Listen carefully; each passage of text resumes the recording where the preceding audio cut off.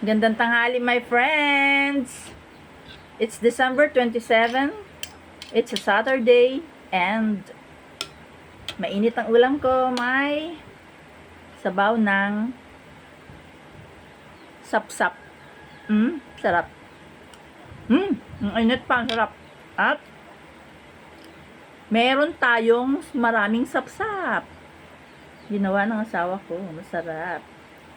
Nilagyan ng kalamyas or kamyas. Ano na naman ang ating pag-usapan ngayon? Ako, naging teacher ako. Marami akong kwento at karanasan sa buhay. Nalalahanin ninyo yan. Kaya pag ako yung binubuli ako, tsaka niloloko-loko, ako yung madamdamin. Pero inatimbang-timbang ko yung damdamin ko, hindi ako pabugso-bugso. Hindi tulad nung una na ako talagang tiger na tiger. Ngayon ay nung may edad na ay medyo kalmado na at saka may control na.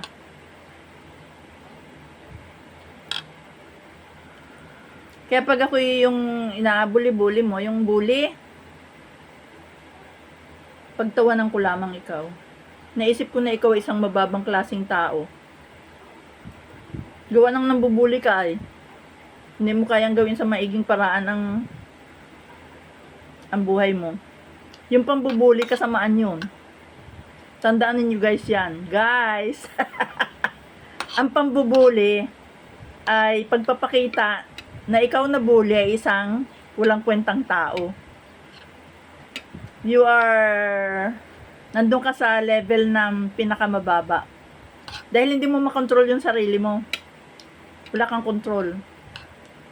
Inaano-ano mo lang yung mga kapwa mo na yung binubuli mo, kaya binubuli mo yon dahil mas sigit ang mga talento nun sa iyo. Sa kaingitan mo, binubuli mo siya. Gusto mo siyang i-down. Sa madaling salita. Ngayon, pag may mga ulaga na nanonood sa inyo, siyempre, pagtatawanan yung binubuli. Pero pag may matalinong nanonood sa inyo, ang iisipin ng matalino, ikaw ay ulaga at yung binubuli mo siyang matalino. Ganun yun. Tandaan ninyo yan. Okay?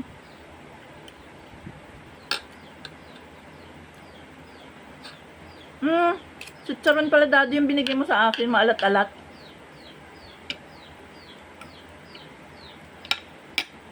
Ito.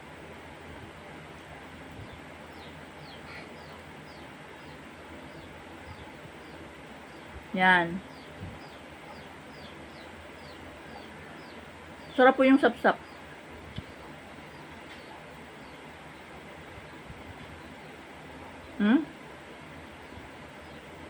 Sarap kainin.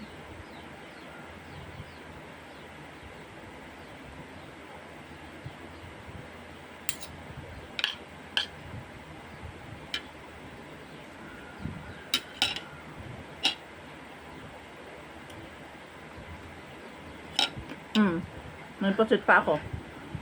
Kaya daddy dapat yan. Katago dun. Kita ko. Sabi ko yung akin na. Baka malimutan niyang kainin ay masira. Ang sarap nitong sapsap ay.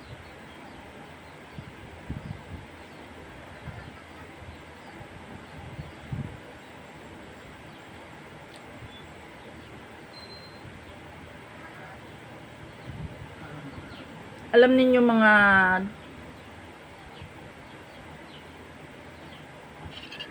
friends, yung karanasan ko dyan sa kolehiyo, dyan sa University of the East. Sa loob ng UE, may sarili ang bookstore. Yan, kwento ko sa inyo ha. Dahil mahilig ako sa libro, sabi ko, naglibot-libot ako, nakita ko may bookstore. First year pa lamang ako nun. Kita ko, daming dictionaries. Sabi ko, gusto ko kako yung first na dictionary ko, yung sobrang kapal. Yung parang mas makapal pa sa Bible. Binili ko yon sa allowance na galing sa COCOPED scholarship. Laki naman ang allowance namin noon, 800 pesos yata. So, binili ko yun. Ay, nangangati yung kamay ko sa pagbili. Abusin ko na yung 800, ano. At meron naman bigay din si nanay at tatay na ipong ko. Sabi ko, may pira pa ako. Gusto ko yun, baka mawala. Kita ko may mga, yung gato na, yung bagang para bagang matanda ng diksyonaryo ng German. Deutsch, sabi ko, may German dictionary, 2. Isang malapit ng masira at gato na, yung bagang malutong na. Crispy na yung mga pages, at isa namang bago-bago pa, ang ganda. Sabi ko, tig-isa na lamang, wala na wari kung magiging ganito.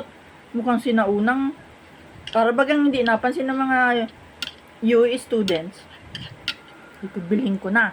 Amera baga ako, mahilig baga ako yung mag-hoard. Binili ko. German dictionary crispy na ang pages at saka German dictionary hindi, bago. Di 2. Ay, may nakita pa ako. German dictionary uli. Binili ko na naman. 3. Tapos nakakita pa ako, 2 pa. Tungkol sa Germany lahat. Di binili ko about Germany. Binili ko 2. Dami ko ng German na Tuwan-tuwa ba ako mag-aral ng lengguwahe. Ay, nakakita din ako doon sa UE bookstore na yun ng dictionary ng Spanish, Spanish to English, English to Spanish. Bago. Sabi ko, gusto ko yun. Gawaan ng ako ay, nung ako'y nag-aaral pa, may Spanish 1, 2, 3, and 4.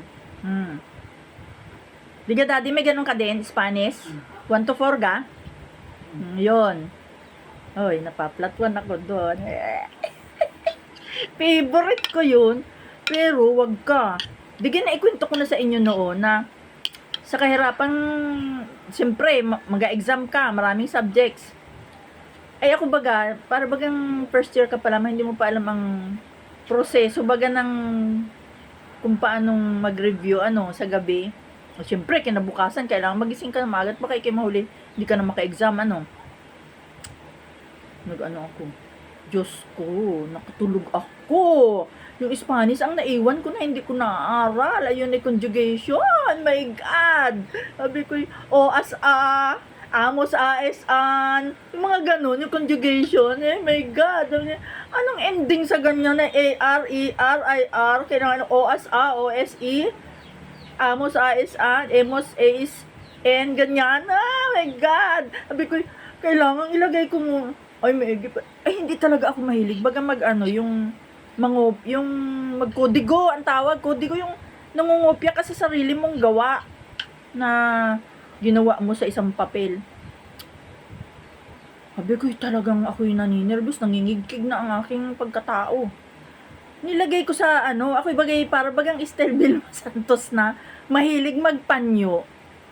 Nilagay ko sa puting panyo para maaninaw ko. Pencil.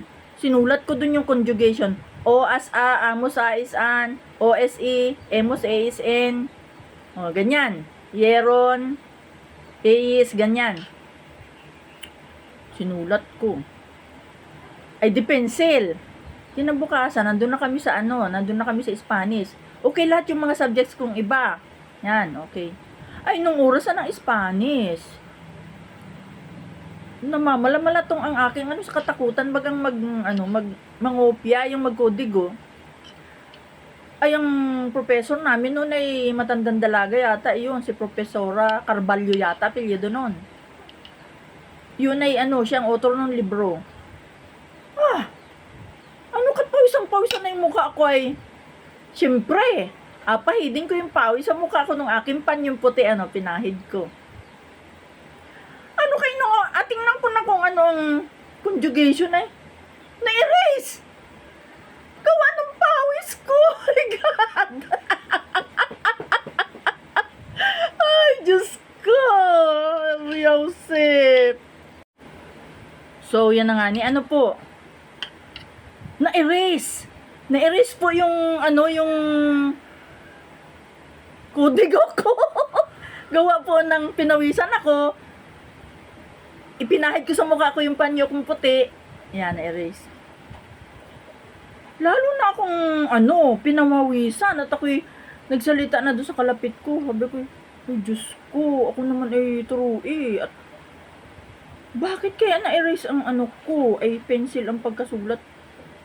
Sabi yung mukha mo, ang daming maitim. Ay kaya pala naman na-erase yung pencil na nakasulat dito sa panyo ko. Pumunta sa mukha ko. Ay di ka naman po yung maputi yung mukha ko. Nandun po yung maitim na parang amos.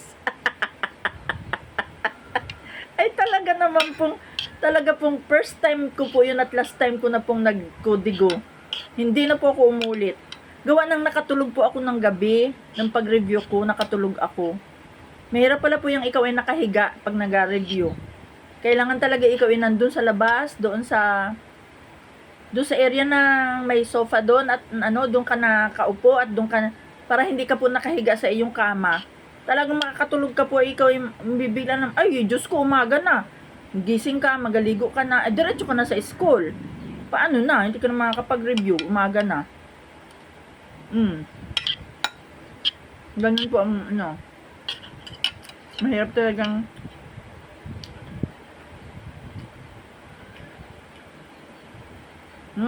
sapsap po.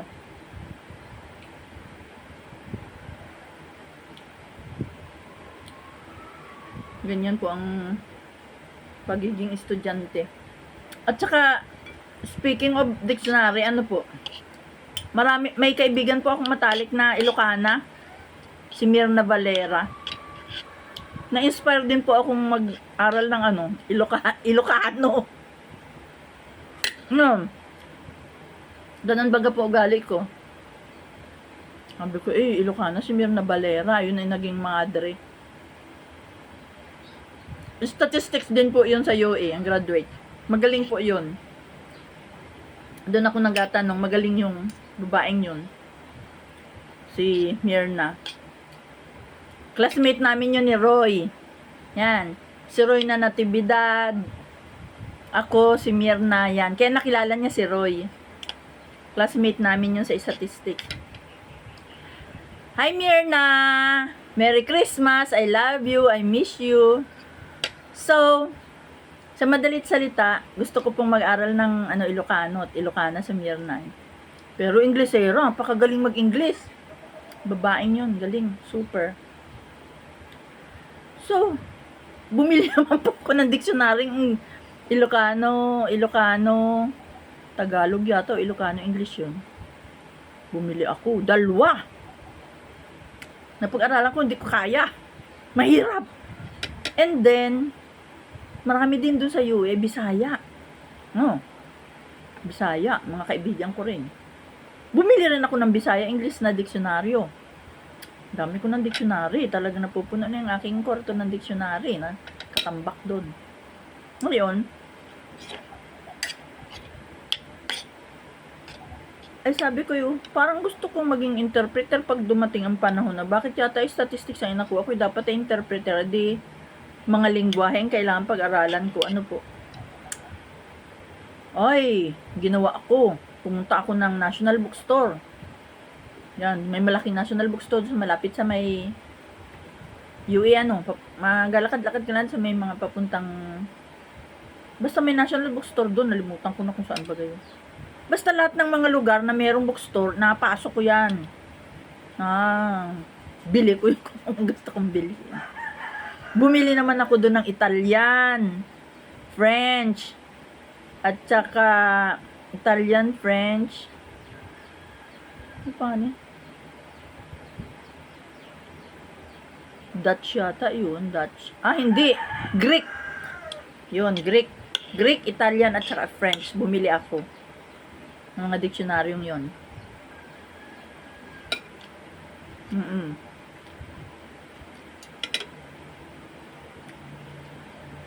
Tapos ako rin, mahilig din ako anong tawag sa ganyan? mahilig akong kumanta. Hindi naman sa pagmayabang ay may kaunti ring boses. Mahilig akong kumanta. Bumili rin ako sa National Bookstore na ganyan kakapal na mga song hits. Talagang magagandang klase. Yun. Uy. Nasabi ko po sa inyo ha. Huwag kayong magagalit sa akin. Hindi po ako nagapahiram ng libro ko. Hindi ako nagapahiram ng dictionary ko. At hindi rin po ako nagapahiram ng song hits ko. Never akong magpahiram. So, magkakahiyaan lang po kita pero hindi po ako magapahiram. Yun po ay mahal na mahal ko po ang aking mga binili. Maski sabihin pa po natin, ay kaibigan mo ako, hindi na. Nadala na po ako dyan sa mga style na kaibigan na nawawala lahat ng aking mga pinag-ipunan ng mga libro. So, yun na po. Gawa ng, ikaw na nga niya pong nagpahiram, ay hindi naman po naglalakad pabalik sa iyo. Ayoko po ng mga ngako. Nakakalimot po ako. Ayoko ng pag nalimot na wala na ako sa bahay ng mga ganong mga gamit. Ayoko po ng ganon. Masisira ang pagkakaibigan natin sa mga ganong bagay. Ayoko.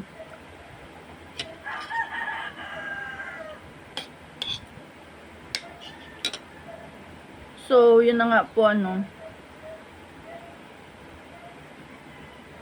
Ay ngayon, hindi ko alam na madating ang panahon na ang ating mga salita ay na-i-translate na sa iba-ibang lengguwahe.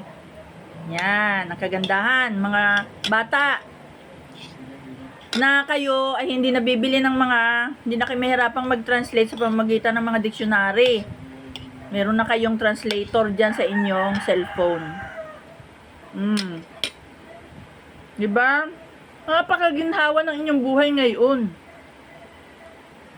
Ang kulang lang sa inyo ay pera para kayo magkaroon ng internet. Dahil, ang translator dapat may internet. Hindi naman makakapag-translate yung inyong cellphone ng walang internet. Hindi yun magic. Ay, internet kailangan pera.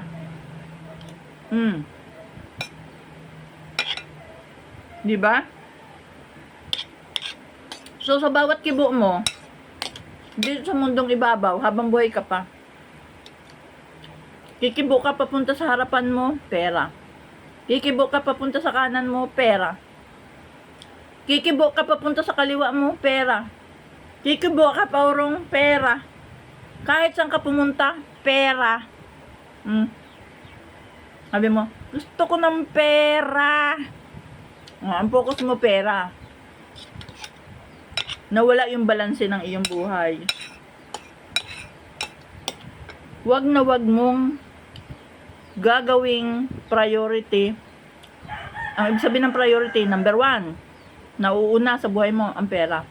Uunahin mo ay pananampalataya mo sa God. Kapagkat lahat-lahat ng pera, lahat ng kalusugan, ang iyong buhay, ang iyong pagkain, ang iyong bahay, ang lahat ng provision mo sa buhay, ang pera lalo na, galing yan sa Diyos. Unahin mo ang Diyos at lahat ay ibibigay niya sa iyo, ang kabutihan. Wag na wag mong jujusin ang pera. Pag may pera ka, talamang may naghihirap kang kapwa, share mo sa kanya. Yung ikaw naman ay hindi naman mangungutang para mag-share. Siyempre, common sense din.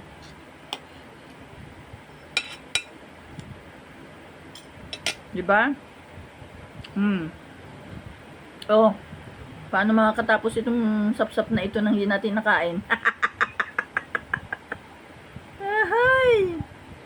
Diyos ko po. Ang sarap talaga ng sapsap. Dami kong sapsap.